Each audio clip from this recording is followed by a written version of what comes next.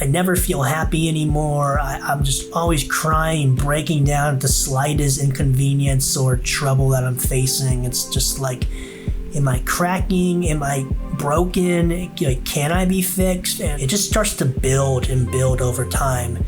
And the more it builds, the worse it gets, and the darker and blacker that hole gets in your mind. What's up, everyone? Welcome back to the See-Through Podcast.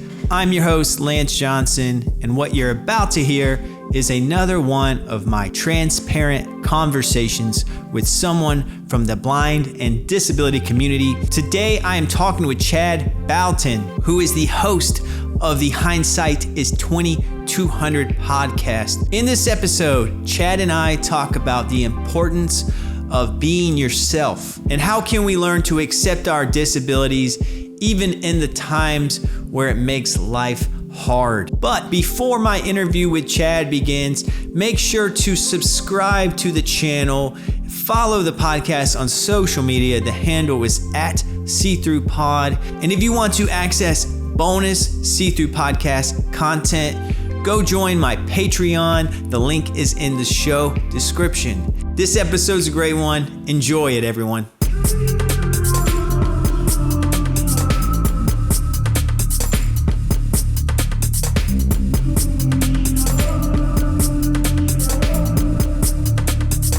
Chad Bouton, welcome to the See-Through Podcast. Did I get your name wrong? No, you did not. You got it perfectly correct. Yeah, luckily my name is Lance Johnson, so it's hard to mess up Johnson.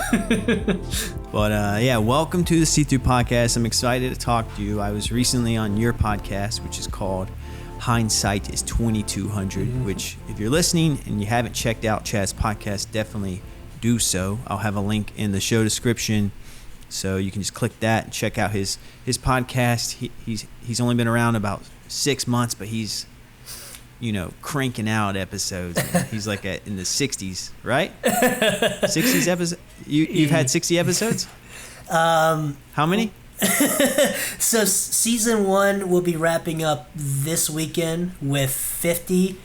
And then I've already recorded a couple of episodes for season 2. So yeah, we're around 60. Yeah, that's a lot for that amount of time. So if you're craving, some podcast episodes that feature a lot of familiar names from the blind and disability community, definitely head on over there. But today you get to spend time with me and Chad as we talk about, we continue our conversation from my guest appearance on his podcast. And now the roles are reversed. I'm excited.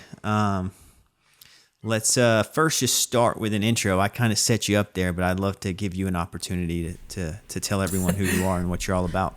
All right. Well, hello, everybody. I am Chad Michael Bouton, and like Lance said, I am the host of the Hindsight is 20/200 podcast. And yes, we've only been around for about 6 months, but I'm insane, so I like to post a lot of content in just a very short amount of time. I am 29 years old. Pronouns are he, him, and I've been losing my vision since I was 11 years old due to autosomal recessive retinitis pigmentosa. Yeah, RP gang in the building. Mm-hmm. And so that's a great intro. When it comes to your podcast, you do interview-based episodes, right? Yes, I do.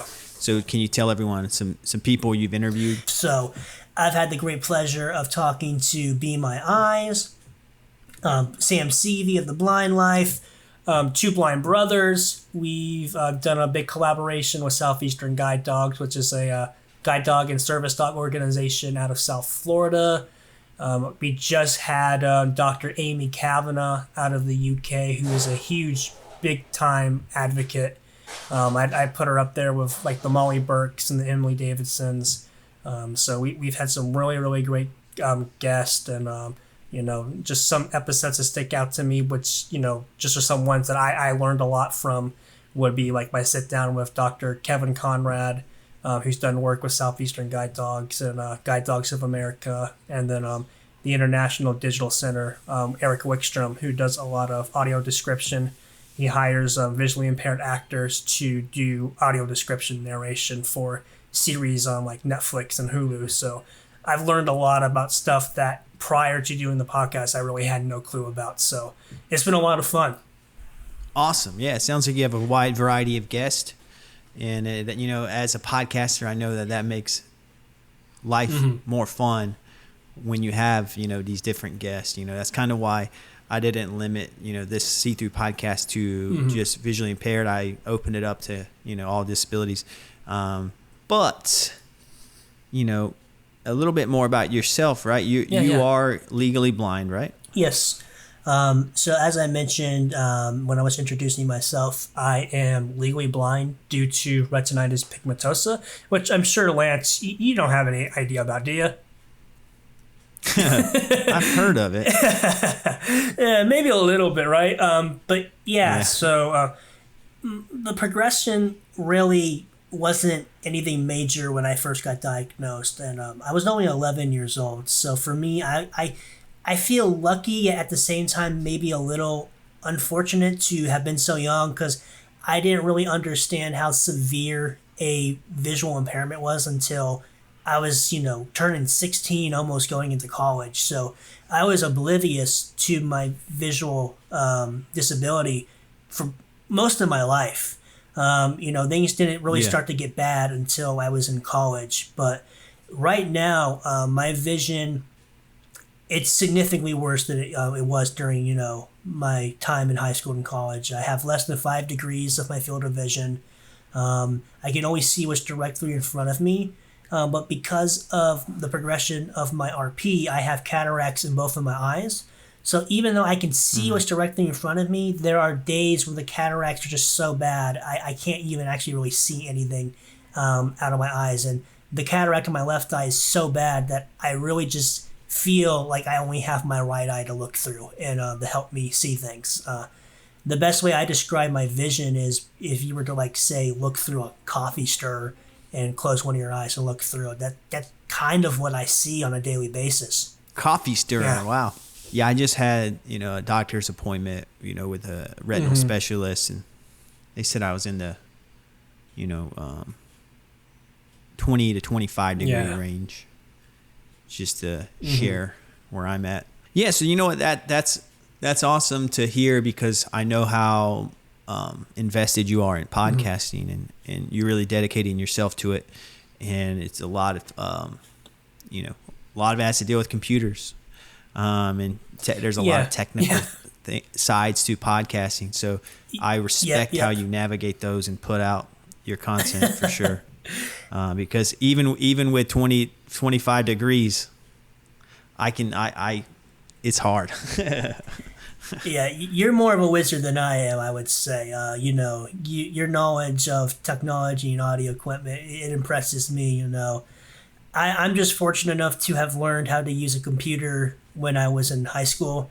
My dad is a longtime IT software developer. It's what he did when he was in the military and what he's doing now as he's retired. So I always grew up with a love of technology, but more so computers. And I wanted to be just like my dad because, my dad's always been like my biggest role model. And I tried doing some JavaScript class, but it was just too much for me to understand or wrap my head around. So I didn't go into computers. But I learned how to type. I learned a little bit of digital design, so I actually was certified. And I am, but my certification's so out of date. But, certified in Photoshop, did some general web designing classes. So I was really into technology. So, I think a lot of those skills, even though I haven't got to use them in like a career anywhere similar to my father's, it at least prepared me for podcasting in a weird way. You know what I mean? Oh yeah, definitely. It's like I work as a video editor in a lot of, it's video and sound. So I was very familiar with sound, and I first started with just audio, and then now I'm doing video. Just, it's nice to have a skill set as a foundation and then build off of that. But that's awesome, man. So when it comes to yourself, I want to ask you another personal question, if you don't mind me asking. But I saw recently on Twitter, which is where you're primarily active, by the way. So if you're listening and you want to follow Chad's podcast, what's your Twitter handle? Yeah, so my personal one is Hindsight's 2200. So it's Hindsight with an S, and then following it's 2200, so 20200. But then the podcast is kind of the flip of that. So the podcast page on Twitter is at 2200 Hindsight. So that's at 20200, and then just Hindsight without the S. Well, excuse me, without the S. So just at 2200 Hindsight for the podcast. Yeah, go give him a follow. But yeah, the question I was going to ask you is, you recently tweeted that you discovered that you have adult autism. And I wanted to talk to you about that. Yeah, absolutely. Because that seems like a big self-discovery, you know. Yeah, it's definitely been a whirlwind of questions, tests, and it's definitely given me a lot of understanding about myself, that's for sure. Like what? What's something that you just have more clarity? Do you feel like a lot? Does certain behaviors you have make more sense now? Like is that what you're talking about? Yeah, there's just been a lot of things that I thought originally were because of my social anxiety disorder. So, I've always had selected mutism when it comes to conversation. So for those that maybe are curious, basically there will be people talking to me, asking me questions, and I just won't respond to them. It's not that I've heard them completely. It's just that I make a conscious decision not to answer and not to talk. And of course, I've always just thought, well, that's because of my social anxiety disorder. Then there's things like linguistic inconsistency. So there's a lot of times, and I've even done it on this podcast with you right now, and I'm trying to be so good with it, is I just interrupt people. Like, I have no understanding of when to not talk and when to not interrupt. Additionally, I will basically just completely derail conversations and ask my own and insert my own thoughts and monologues. So that's something else. And sensory, there's certain textures, as well as just, fabrics and certain like noises that I really just don't respond to well. And I've just either have assumed that was because of, my anxiety and maybe my vision loss. But there's like things like not making eye contact. That's another big thing that people see with autism is, they just don't have a way to make eye contact, and when they do, they're like making a conscious effort to do so, like to make sure. But then it kind of comes off creepy, and of course, I've been thinking, oh well, I don't make eye contact because I can't see. So for me is I don't really know. But even long before I even found out I had a visual impairment, people would be talking to me, and I'd just be looking over to the left or looking over to the right, and people were just sitting there, just like, is this dude just being rude? Is this guy just being mean to me? And my parents actually recently, when I was like talking to them about this all, and saying like, I think I need to go get some tests done.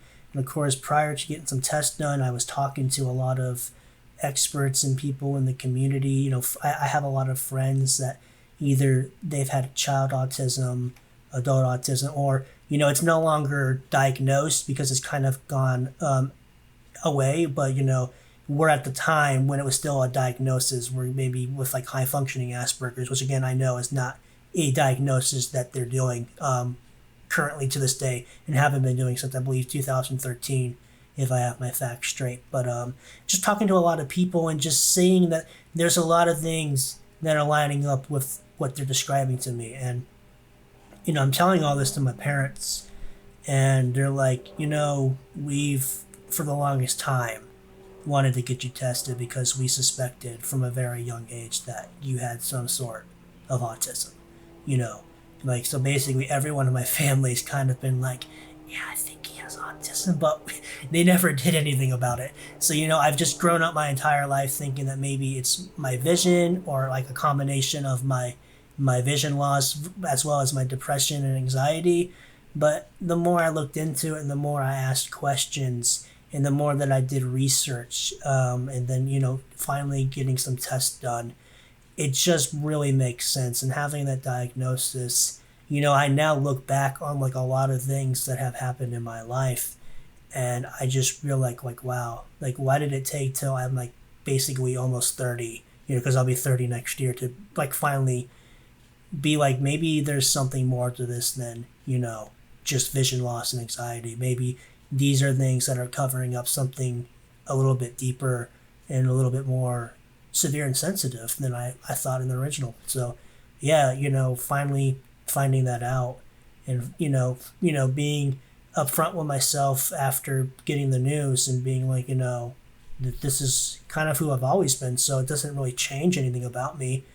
I'm just gonna do like I did with my vision loss, and I'll wear it on my sleeve, and I'll be proud about it, and it doesn't make me any different than it has since I was born. Yeah, that's a good mentality to have. And and the reason why I asked you is because I would imagine having social anxiety would people wouldn't automatically assume someone with social anxiety would be a podcaster, interviewing guests. Like, do you find it affecting your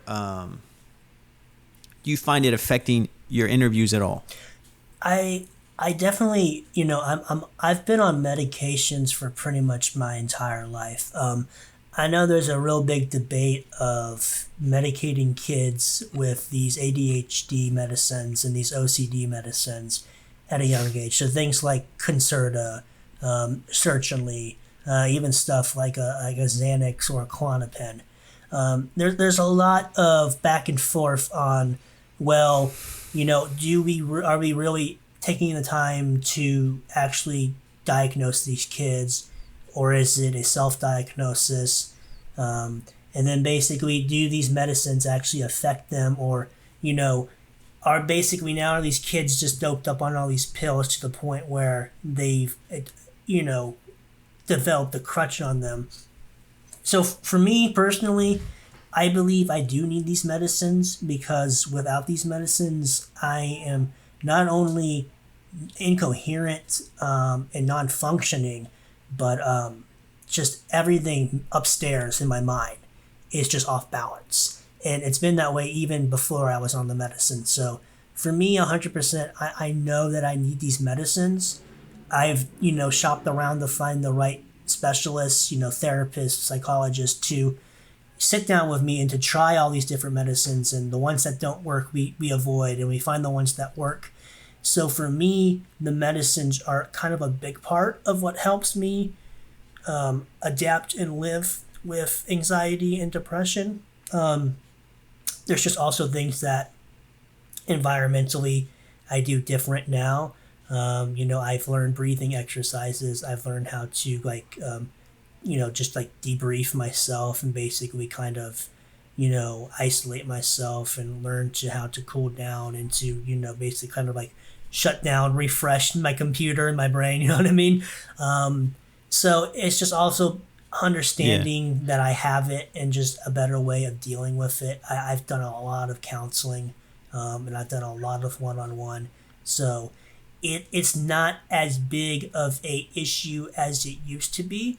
But then I was also, given speaking classes. So I was professionally coached by a speaking coach while I was employed at Southeastern Guide Dogs. And they taught me a lot of just good techniques. They just, really helped me with improv stuff, breathing again, warm-up exercises. So, that helps a lot too. I think there is a lot of merit to be taken from classes like a Hostmasters, just like or a Toastmasters, I think it is. Just, these classes where it comes to giving presentations or being more comfortable with a crowd. And I also think, being visually impaired, it's also great because I don't really ever see anyone's face. So for me, stage fright's never really been an issue. I find that fascinating. So you basically, you've had a lot of counseling, you use certain medications, and just kind of years of, experience of learning to handle it is basically, you feel like you have it under control enough to where you're functioning, and you're able to do these interviews. And I imagine doing the interviews is like amazing skill builder as well. Just from doing all these interviews, you're probably learning a lot about yourself, because I've had the same experience, personally with this podcast. It's like, I feel like I'm such a better interviewer now than I was when I started. And I feel like it helps me socially. Like if I'm ever in a one-on-one conversation situation, I almost can switch to podcasting mode and ask questions and kind of, oh, that's interesting, and then follow up with another question. It's really just, listening and then asking a question based off of building off of what they answer. So it's like, has podcasting been like a big game changer for you? Yeah, and I mean, I think something that's important to note is I still have anxiety. I still struggle with it. Yeah. When I get like, I've had some amazing guests on, like Sam Seavey and the Two Blind Brothers. I will not lie. And, because I was nervous when I jumped on the calls with those guys. Those are huge representatives and figures in the visual impairment community. They do so much great work, and they're such humble people, and they give back as much as they are given. That's something that's very important about both Sam and Bradford and Brian Manning. And so, I was completely nervous getting on those calls with them, but it's just like, okay, if you just stay nervous, you're not going to have a good interview. You're just going to carry that energy into the interview with you. They're going to feel it. They're going to get weird out from, they're going to feel it from you, and then it's just not going to be a good interview.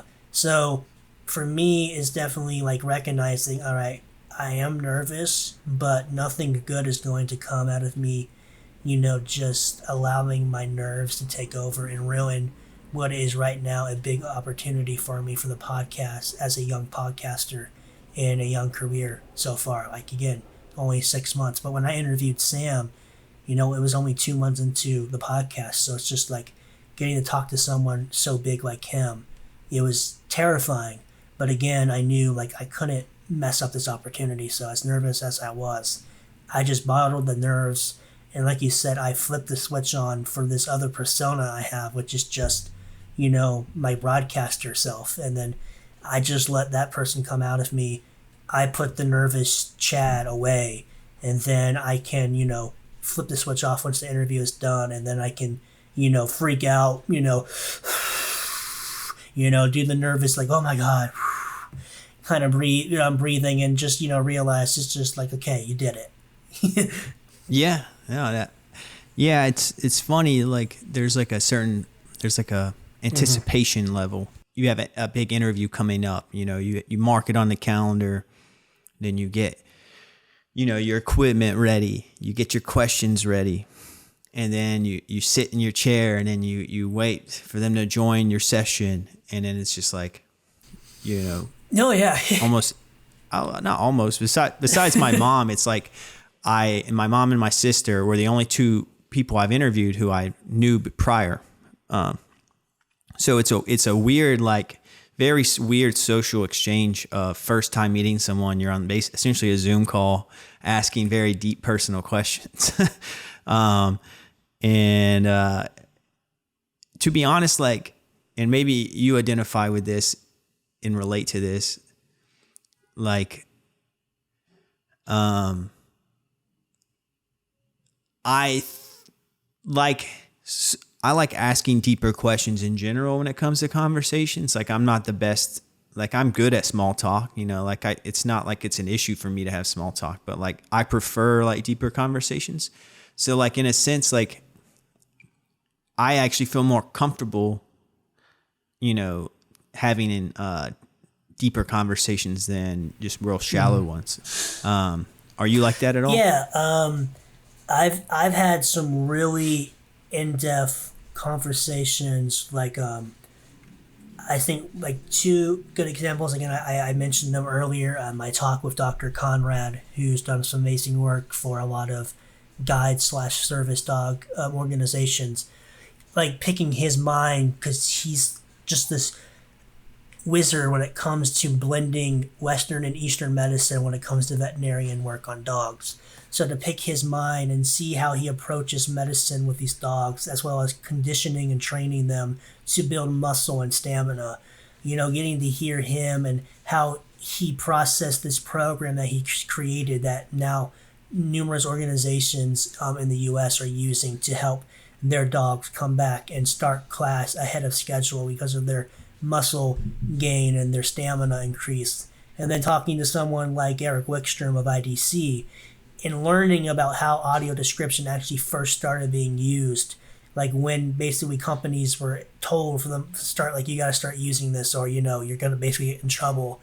So learning how he was a part of like that initial stage of the kind of the first couple of audio descriptions that came on national television, and then how he has transitioned that into the work he's doing over at the IDC with actual visually impaired actors and writers, so that audio description for stuff like on Netflix and Hulu is actually done properly. So just having like those deep dives, and I just did a recent one with a company called Equivalent Design, and she has this amazing, her name is Heather Neese, and she has gone through and kind of developed this new application of smart vector graphics and how they can be utilized to make things better accessible when it comes to imaging as well as graphic design.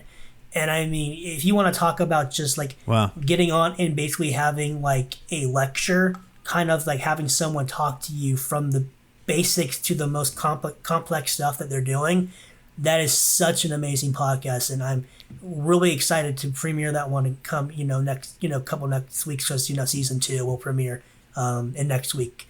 So it's just I love those deep dives, but I also just love like the personal stories from people and a lot of their struggles with mental health or emotional unwellness, and I don't shy away from the suicide talk. If someone has dealt with those sorts of thoughts or those sorts of actions, I want to share that because I think that's important to share, and I think that's an important part of their story.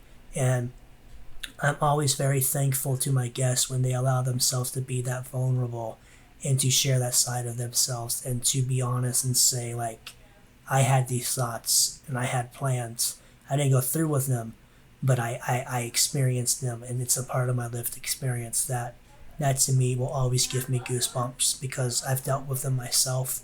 So just having guests that are going to be that honest with me and my listeners is just always, a blessing and an honor that they will share that with me. Yeah, it's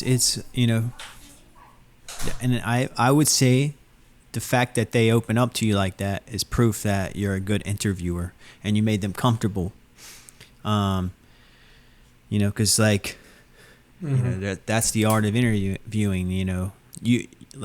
You're a fan of who you're interviewing, but you can't just fan out and just talk what you want to talk about. You got to actually talk about topics that you think your listeners want to hear about too. You can't force that type of stuff, especially that type of topic. You're like, hey, so tell me about the time you wrote it's just like, no, you can't be tactless with that stuff. That stuff has to be organic. It has to come naturally. Yeah, because otherwise it's just like, well, that was kind of ugly, to be honest. I didn't enjoy listening to that at all with that part.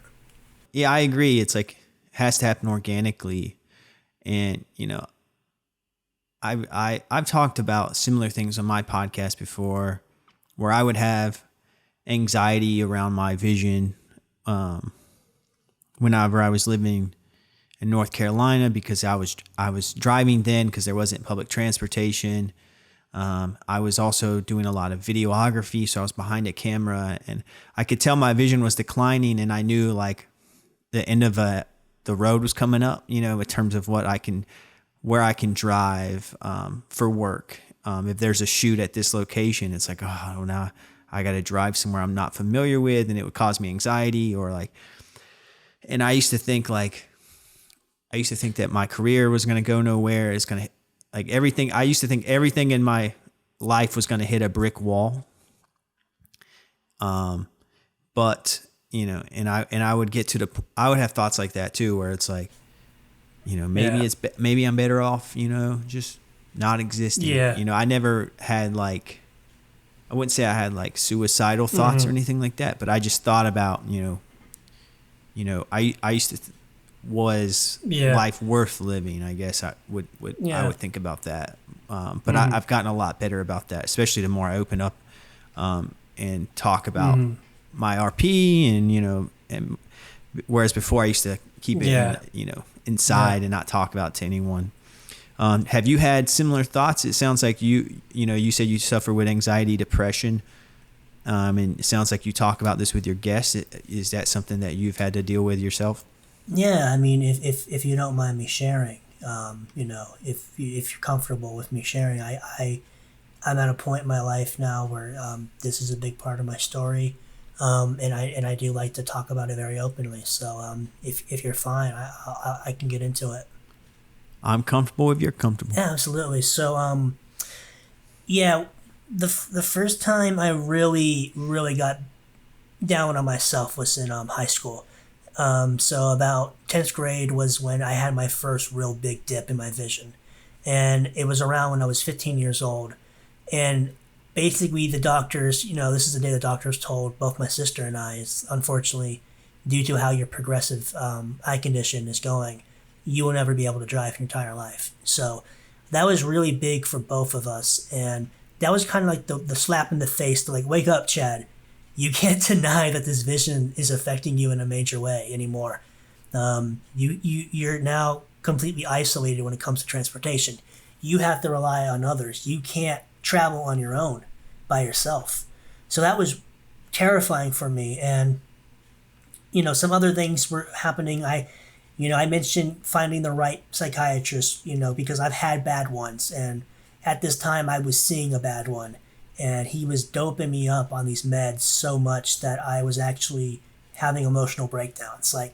Literally doctors were starting to think okay, he might be bipolar, because I was just manic and depressive so fast. And, it was actually just because I was on such bad dosage of medications that I shouldn't have been on. And of course, fortunate enough, we left that doctor and found a good one that I trusted for the rest of my life. And still, even though I don't see him now, I still will trust him. But yeah, that along with my decrease in vision, it was just kind of like a cocktail of just badness. And that's the first time where I was really starting to think of just well, don't I have a good life? I mean, wow, this is great. And, that's when I started to really start thinking of just well, what's the point if I can't do all this stuff? I never feel happy anymore. I'm just always crying, breaking down at the slightest inconvenience or trouble that I'm facing. It's just am I cracking? Am I broken? Can I be fixed? And, when you start thinking that way at a young age, and you don't really let it out, and you just kind of try and bottle it up, it just starts to build and build over time. And the more it builds, the worse it gets, and the darker and blacker that hole gets in your mind. And you, unfortunately, you kind of start to dig the hole a little bit deeper and a little bit wider. And I definitely wouldn't say I was suicidal in high school, but I was definitely very depressed. I was always trying to compare my lifestyles to my friends, and when I would compare it to theirs, I would realize, well, here's what I don't have, and here's what they can do, but I can't do. And when you start to try and measure your life and your worth of living to other people, again, I think that's just a bad way to start looking at your own worth. But when I was in my sophomore, maybe beginning of my junior year of college, I had a breakdown. My vision had got to the point where I couldn't walk on my own anymore, even with a cane. I was falling a lot. I was hurting myself constantly on campus, even with the cane. I was walking one day to school, and the cane went under the grill, the back of the grill of a car, and the car pegged my leg. So even with a cane, something that I was told was going to keep me safe, it wasn't keeping me safe. And the one thing that I think really, really started to mess me up is, I was supposed to have like the Division of Line Service, this organization that's funded by the government to give aid and assistance to those who are losing their vision and help them navigate living life of a visual impairment. Well, I started noticing that it was harder and harder for me to read printed books. And so I asked one semester, I'm like, hey, can I start getting my reading material on a PDF so that I can zoom in on it? So that way it's easier for me to read. And they did that, but I still found myself taking really long times just to get through a single chapter of a book for the reading material. So it's like, for what people could read in maybe say an hour, I was taking like 3 hours to get through. But I wasn't retaining any of the information. So I would read it over and over. So like I would spend like 6 hours on like a weekend just to read one chapter so that I could read it twice and hopefully, start to memorize some of the material for quizzes. But even when I did that, I would still fail these quizzes that I felt that I should be passing. So I asked the SDRC, or the Student Disability Resource Center at my university. I'm like, I know there's screen readers out there that can read text to me. Can I please get JAWS or Zoom Text Fusion? And they went to the DBS, and the DBS came back saying, we don't have any funding, so no, we can't get him any of the screen readers. And that really, that was really bad for me to hear. It's like, here I am struggling. I'm failing my classes. I feel like I'm working harder than everybody else just to get by the skin of my teeth, and even that's not enough. And this organization that's supposed to be helping me, they just say, well, too bad, we don't have the money right now, so, reapply 20 days later for further rejection. You know what I mean? So it just felt like I was on a rock in a hard place and there's no way to get out. So, I stopped reading the material. I stopped taking the quizzes. Because how expensive are those screen readers, if you don't mind me asking? So right now, I think currently, without any assistance, JAWS is still around $700. But, $700, I can't afford that. So basically, I stopped going to class, and then one day becomes 2 days. 2 days of missed class becomes a week. A week of missed classes becomes a month, and then 2 months. And then you're just sitting in your room all alone. None of your friends reach out to you. None of your teachers notice your absences. The note takers from the SDRC that are supposed to be taking your notes for you don't notice that you're not attending. So then the SDRC isn't checking in on you. So not only are the organizations that's supposed to be helping me not helping me, they're not reaching out to me. They're not checking in on my well-being in terms of my mental and my emotional health. And when that started to happen, I just started, well, what's the point?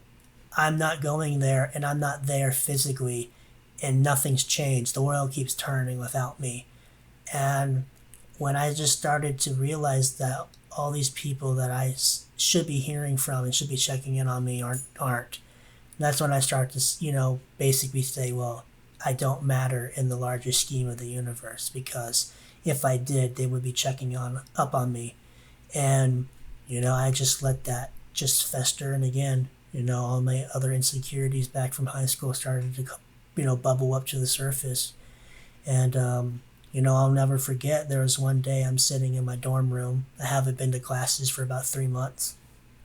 A friend of mine that I've known since second grade, and I'm still friends to this day, he texted me and he's like, hey man, haven't talked to you in a little bit. How you doing? And I just started loading, I'm like, I'm not doing good, man. I stopped going to classes. I just, my depression's at an all-time low. I just feel like my vision loss is winning this battle. And, I said some other stuff that I don't really remember to this day, but it was enough for him to go, oh, okay, I need to call your mom. So literally, he calls my mom and he says, you need to call Chad. I think something bad's going to happen if we don't help him right now.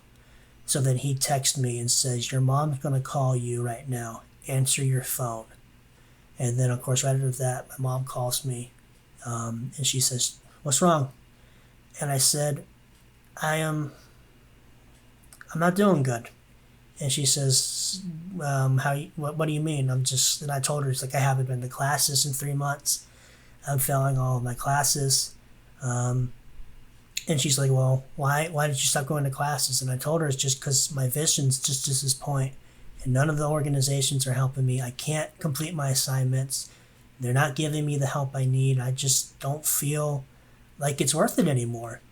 And eventually, we keep talking, and then she says, well, do you want me to come get you? And I'll never forget saying, you need to come get me right now, because if you don't get me, the next time you do come to get me, it will be in a coffin. I'll be in a coffin, and you'll be taking me to my grave to bury me. So you need to come get me now, or I don't know what I'm going to do, but I will kill myself. And of course, that night, my mom drove up with my sister. My sister was in absolute tears because my sister also has RP. And, it was hard for her because, here's her big brother who's supposed to be the strong person, living life and achieving things even despite my disability. And she sees me breaking down. And, that had to be hard for her because now she's thinking, it's like, is this going to happen to me too? If it can break him, will break me. So I think, that's what upset me the most about thinking about suicide was like, if I had actually gone through it, would I have, left her in a defeated mindset and left her feeling like she couldn't overcome her disability as well? Yeah, man, I really appreciate you opening up and sharing that. I know it's not easy to, rehash those memories and bring back those emotions, but I think, my listeners will relate to that story because I think, you're not alone in that regard. I'm better now. If people can hear me now, I'm laughing after I just told that story, I'm in such a better place. And now that's a part of my story. And it's to show how even when everything seems terrible and it seems like nothing's going right and that you can't get back up on the horse, you can. I mean, it's definitely going to take a lot of work. You might even have to see some experts. But if you have the family that loves you, the friends that want to support you and be there for you, if people just don't give up on you and, you tell them that you need help, you can get help. And that's kind of why I like to share that is because, that's who I was. It's no longer who I am. And when I look back at that now, I just shake my head and be like, I can't believe I ever was like that. Because it's just like, if I had actually done that, it's just like, look at all the stuff I would have missed out on, you know what I mean? Because I've gone on to do such amazing stuff, and I know that I've overachieved all of my classmates and their expectations of what the blind kid from high school could do. I'd say that honestly, I'm doing better than a lot of my peers from high school and college. So, it's just like, sometimes at the moment, it really doesn't feel like things can get better, but they do. It'll take a while, and you will still struggle, and I still do struggle.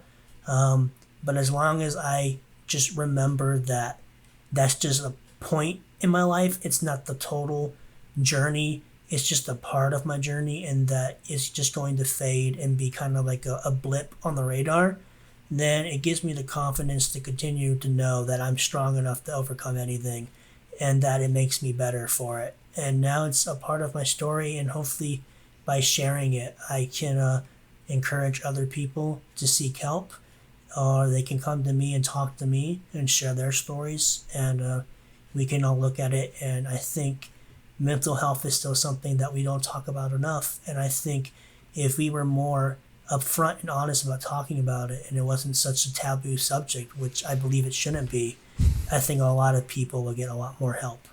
Yeah, I agree completely. I think, there's a lot of power in what you said in the sense that, you persevered, and now you're in a better place. Sometimes it can feel, like you said, it can feel like it would be impossible to get to a good place. And it's good to have resources, you mentioned family, friends, so like your listeners, for example, if they don't have anyone to turn to, you're probably an open ear to them, just like I'm an open ear to my listeners too. So don't hesitate to reach out to either of us if you're going through anything like that. I plan to do a special during National Suicide Awareness Month where the episode is about my journey, because I think that will be very important for me to do and to put out under hindsight. I think that will be necessary. So that's something that I'm planning, and it will come out later this month. Not this month, but later this year, as that awareness month comes up. So that's something that I've wanted to do since I started the podcast, because it's a very important topic that I still think isn't talked about enough, and I just think that the more we share, the more people will know. Like, oh, well, you're not a lot different from me, and then maybe they'll talk to me, and if I can just help anybody, or just give them some sort of advice, then maybe I can save someone. And if I can save someone, then that'll mean the world to me. Oh, yeah. Well said. Very well said. And I think, the theme of kind of today and what we've talked about is like kind of being yourself and accepting yourself, because it sounds like once you accepted yourself and you accepted your blindness, you accepted your anxiety and depression, you accepted, your autism, it's the more you can begin to feel comfortable with it and how to operate with it and make it work for you. But if you're in denial over things, you're gonna stunt your progress and growth. And I think it's an age-old saying, be yourself, but there's a lot of cool things that can happen when you choose to be yourself, and I've experienced that myself. But yeah, I think you have such a unique life experience that it's gonna make your podcast. It's gonna shine through in your podcast because your perspective as a host is gonna make you ask specific questions, and I think your vulnerability is gonna let other people be vulnerable, and so yeah, I love to support. And I appreciate other podcasters in my field, but I definitely am proud to connect with you and support your podcast, because I really like what you're doing, and I like you as a person.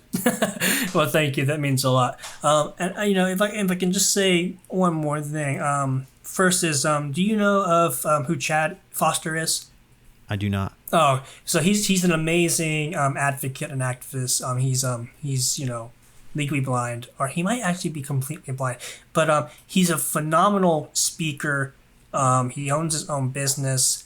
He was the keynote speaker at this year's Visions 2022, and he said something in his speech that really resonated with me, and I think it ties up our talk today pretty good, Lance, and that is, what I've discussed is making a disadvantage, or what people would perceive as a disadvantage, into an advantage.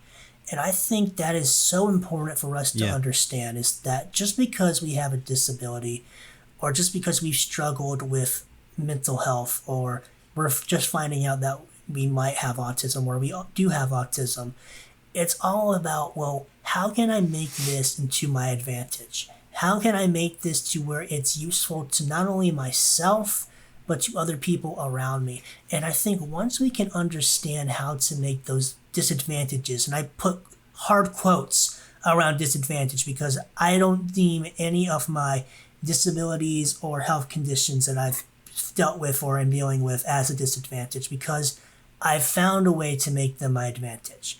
And I feel once you do that, you'll find your voice, you'll find the power inside you, and then you'll be able to do amazing things. And like, it might not seem like you're making a difference, but you know, there's so many people that are watching when you don't even think they're watching.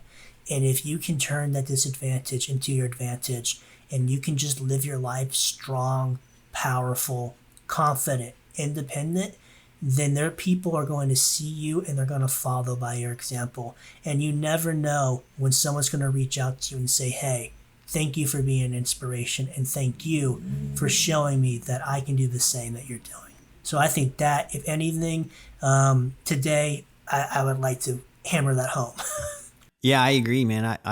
I'll have to check out and learn more about Chad, because I really like what you just said, and I think that is a good perspective to have, and it's definitely something that you've done. But Chad, man, this has been a wonderful conversation. I'm glad that I could have you on. We had a pretty deep conversation today, and I appreciate you sharing everything. And I'm stoked that my listeners now know about, Hindsight is 2200 if they didn't know about it already. So again, click the link in the show description. I'll have links to Chad's podcast and Twitter feeds and all that. So is there anything else you want to plug? For right now, depending on when this episode goes live, I would just like to, refer. Refer. There we go. Use your words, Chad. Refer your listeners that Lance is on an episode of Hindsight is 20/200 coming up in July. It's going to be one of the first couple episodes for the second season. So if you guys would like to hear him talk a little bit more about his journey and about his struggles and how he's overcome stuff, maybe hear a different side of Lance Johnson, catch his episode, because it was a great episode and I really enjoyed having him. So I just want to plug him some more. And, if you definitely want to hear more about him and get a little bit of a bigger see-through of him, come check the episode out. It's going to be a great one. Thanks, Chad. Take care, man. Yeah, you too. Thank you so much.